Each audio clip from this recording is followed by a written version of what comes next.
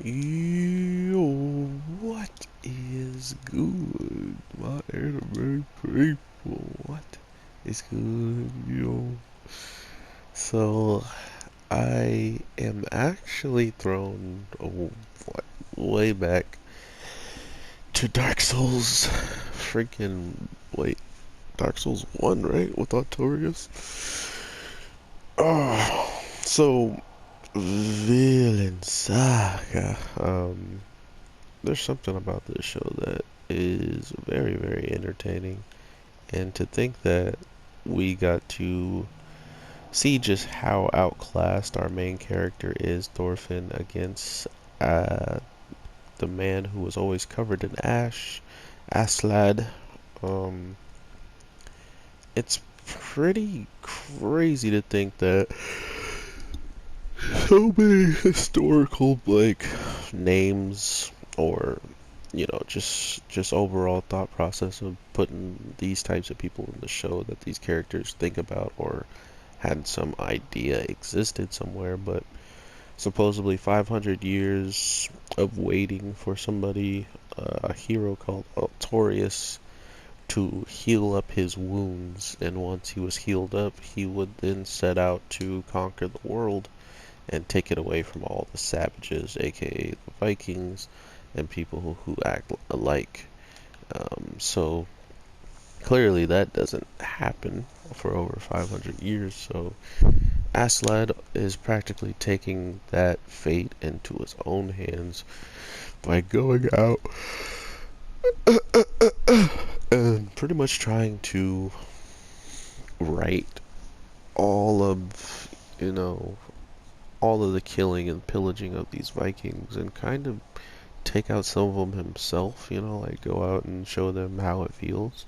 But at the same time, he is calling himself a Viking, so clearly he could even hate himself, right? Because to be fair, to see yourself as the same people that you hate has to hurt, including knowing that one of them was your father, who clearly was, embedded in the game of just like killing and, you know, taking life in the case of making people, he's a Viking through and through, so that means he went to villages taking and killing and pillaging and then taking the women, and as Aslad said, his mom was one of his favorites, and then because she became sick, it was like he didn't even know who she was anymore. So the thing about this show as a whole is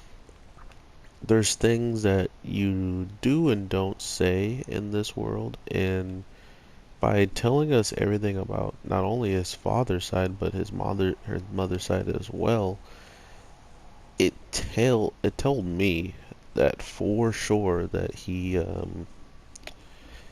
could have inherited that sickness, right? Like, what made her go so sick? Was it because she just wasn't eating, like abuse and the lifestyle she was living up all that time, and she went crazy, or in part of also dealing with the 500 years of waiting stuff? Like, did all that stuff add up to make her the way she was? Because if it wasn't, we just might see or know that Aslad is going down, one or two paths, either becoming a Viking or probably going to go crazy sooner or later with some illness that maybe is passed down through his family. So that was interesting to me as a whole, is to see him kind of tell this story, because man, did he destroy Thorfinn absolutely ridiculously. And it's like he said, Thorfinn is like a dog chasing food.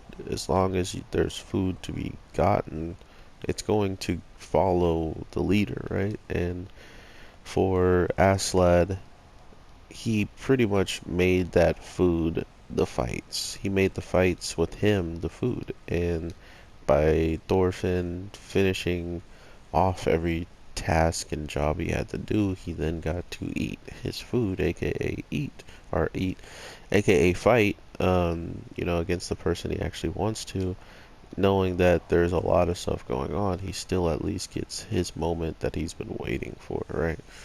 So, interesting enough, I'm looking very much forward to all of the stuff that's going to befall this group of people, because as we know, Artorius could have already arrived, and it could be Aslad, but at this point in time, he doesn't even believe it to be so, and as he tells the prince that he would be a much better fit than himself for king, it's building up more and more of this expectation of him just kind of falling off, him just not being capable of doing what he's doing right now against Thorfinn, for instance.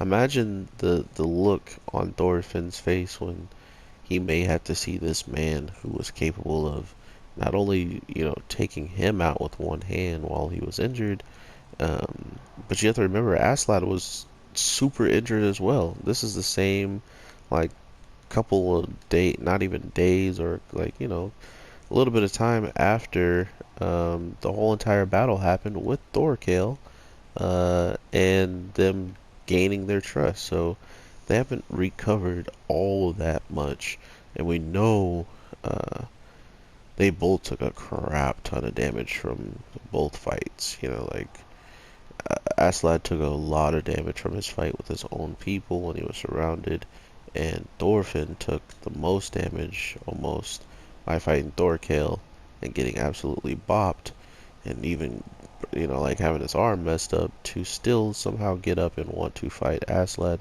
which just strengthens that theory of him being a dog, just being someone that's going to always keep following no matter what. So I really do like their transition of, you know, giving us this backstory, because now that we know everything to the degree that we do, because we knew that Aslad was abandoned, and he carried his mom's body and all that stuff.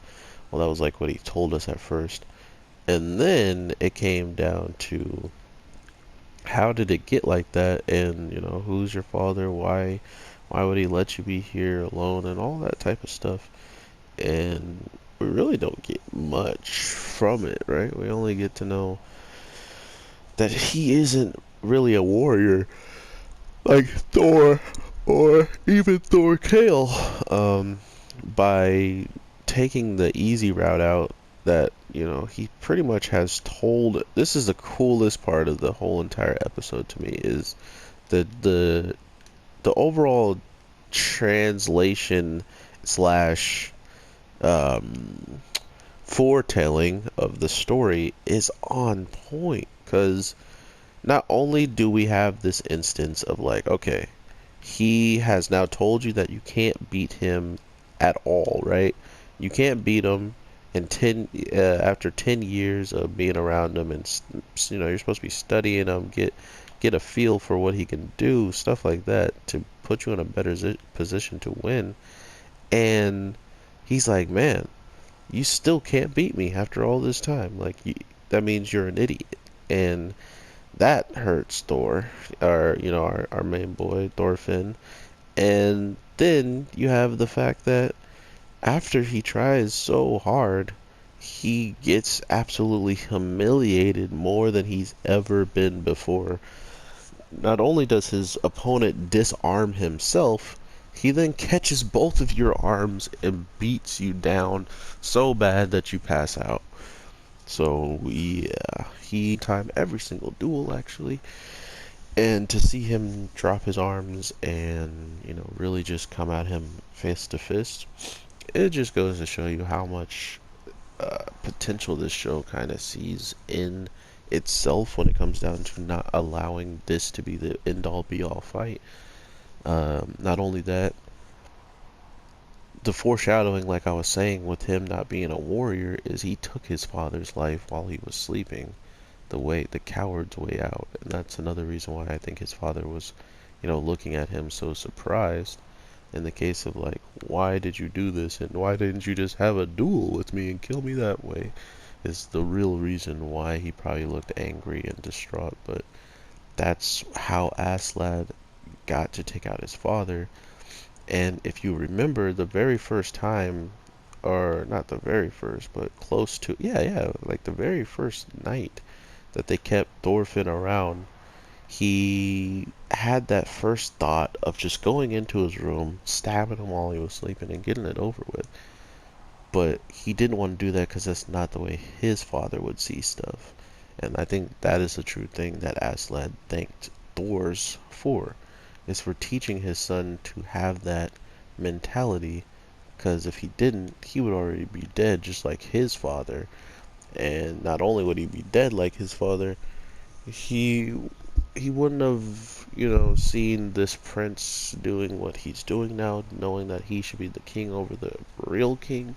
Stuff like that is what he gets to see because he wasn't assassinated in his bed, which, aka, looking at it now, probably wouldn't have happened. He probably would have killed Thorfinn's, knowing that he was wide awake, waiting for him to come in and stab him, or at least attempt to. So, I don't know. It's crazy to see this like this mirror of how he's trying to now raise almost Thorfinn as his own son, in the case of like, I will beat so much sense into you that you know you can't beat me, that you have to take an alternate route. You can't defeat me in a battle when you're at your best. You can't defeat me when we're both at almost at our worst. So what does that mean for you? That means I'm untouchable compared to you, and you need to find another way to take me out. And I even gave you a story on how I did it, and you see how much of a warrior I am. Look at me. I'm someone you can't beat. And the way I beat my father was by taking him out in his sleep. So it's very, very hardcore, if you will, to see this overall interaction with these two. You just kind of are lost in the grand scheme of who all is going to be important at the end of the story. And with people being taken out so easily in this story, will there be a lot of people left from when we started? Because we've already lost all the army people down to the core. His soldiers are all gone, so he has to, if he plans on fighting, trust random people that are given to the prince, and then hope he can make something out of them, or let Thorkell do it and let him just be the guy, the right hand of the prince, and let Thorkell lead the charges. So it's getting interesting, ridiculously interesting, and with Aslad really kind of coming down to his last legs, having no troop anymore, being the lone wolf, as this episode says, we have no real understanding of what he's going to be going through in the future. So I do look forward to seeing that. Not only that, what the prince is starting to see in him, or kind of respect him, even though knowing he killed the man that he truly looked up to, he doesn't seem to harbor any hatred all the time in his eyes when he looks at Aslad, compared to someone like Thorfinn. So I hope you guys are having an amazing day, night, evening. I will try to get more content out to you very quickly. I'm still waking up from my 5 a.m., like 4 a.m. video that I dropped, so do bear in there with me. And as I was saying in other videos, I have some changes that are going to come to the channel. I won't be able to get daily content out to you guys, and I know you guys don't care about daily content in the case of me getting out to you as soon as possible, because there's some stuff I drop really late, and I've never been like yelled at or hassled in my comment section like, why didn't you drop it? Either you just unsub, or my real ones are still here waiting for the content regardless, and they hit me up if I don't drop it. So I always get it out. It's just the matter of time that's going to be coming up soon that I will have won't be the same that I do, or that I did anyway. So take care. I'll try to get everything out to you as soon as I possibly can, and thank you for bearing in there with me. Take care, everybody, and peace.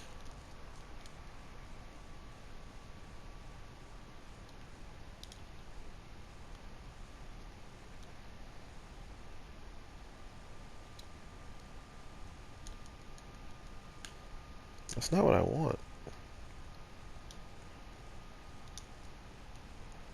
working for a little bit, but it wasn't the move I actually wanted to do.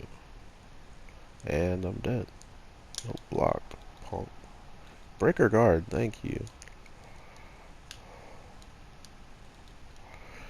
Holy crap, I can't do any move right now.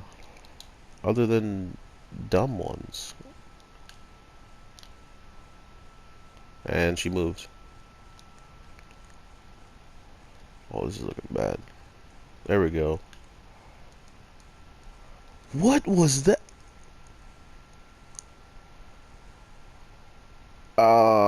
Later. I'm gonna have to focus.